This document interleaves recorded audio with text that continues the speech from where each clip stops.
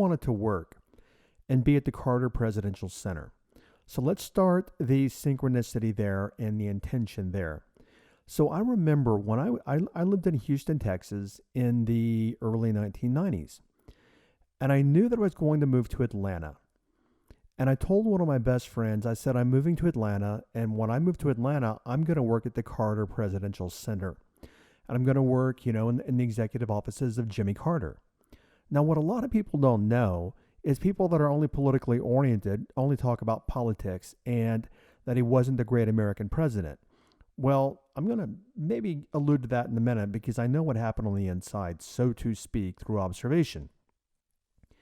Anyway, I said, Chris, I'm going to move to Atlanta and I'm going to work at the Carter Presidential Center. And Chris said, Jim, don't you think a lot of people want to work at the Carter Presidential Center? And I said, yes, I'm sure a lot of people do, but I'm going to. Now listen to that voice tone and inflection. I am going to. Now let me pull some synchronicity into this. At that time, I had quit my, I was college educated. I had along the lines of a corporate job. I'd quit that job and I was waiting tables at a place called Dave & Buster's in Houston. And that factors into the story a little bit because when I was waiting tables at Dave & Buster's in Houston, I said, when I move to Atlanta, I'm not going to have a job. I mean, my folks live there. I'll have a place to live, but I won't have a job. So what I did is I actually quit my job at Dave & Buster's, packed everything I had in my car that literally cost me $1,000, and I'm surprised that it made it to Atlanta. And when I was younger, I used to work out like a fiend. I mean, I would go to the gym 5 days a week. And I got there like on a Tuesday or Wednesday. And the very next day, I hopped in the car and I went south to a town north of Atlanta. It's a suburb called Marietta. And I just intuitively, I just said, okay, turn left here. And I turned left and there was a health club and it was a nice one, a very upscale health club. And I went in and I joined that day and I worked out that day. When I left the health club, I said, okay, I've got to get a job. And right now, easy money, easy job is waiting tables. So literally up the block from the health club, and it was called the Windy Hill Athletic Club. I don't know if it's still there or not, but it was a really upscale club at a nice part of town. And I went about a block up, and there was a place called Lever Rock's Seafood House. And I pulled in, and I went in after lunch because if you wait at tables or you've been a server, that never go in at lunch because they're busy and they don't want to talk to you.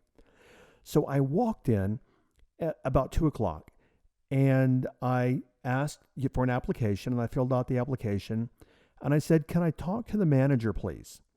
Now, mind you, I just said that I had come from Dave & Buster's in Houston, Texas. So the manager comes out. He looks at my application and he says hi and everything, but he looks at my application and he doesn't say anything. He just kind of peruses, kind of looks over my application. And he said, "I see here that you worked at Dave & Buster's in Houston." And he said, "Who hired you?" And I said, "Oh, Chuck Karothhammer." And he said, "Oh, okay. If Chuck will hire you, I will hire you." And I said, "What?" And he goes, "Yeah." He goes, I was the best man in Chuck's wedding.